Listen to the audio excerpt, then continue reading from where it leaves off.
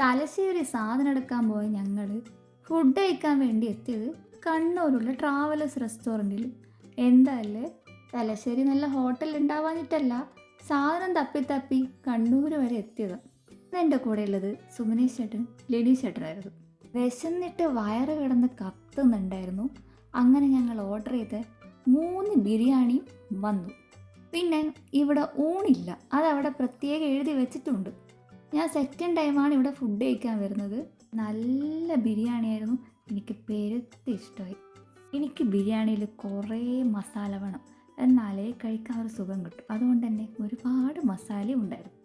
സാധാരണ ഞാൻ ഉച്ച സമയത്ത് എവിടെയെങ്കിലുമൊക്കെ പോയി കഴിഞ്ഞാൽ ഹാഫ് ബിരിയാണിയാണ് വാങ്ങാറ്. പക്ഷെ അന്ന് ഞാൻ ഫുള്ള് വാങ്ങിയായിരുന്നു, അത് മുഴുവൻ കഴിച്ചിട്ടും ഉണ്ടായിരുന്നു. പിന്നെ ബിരിയാണി കഴിച്ച ഒരു മിൻറ്റ് ലൈം അത് നിർബന്ധമാണ്.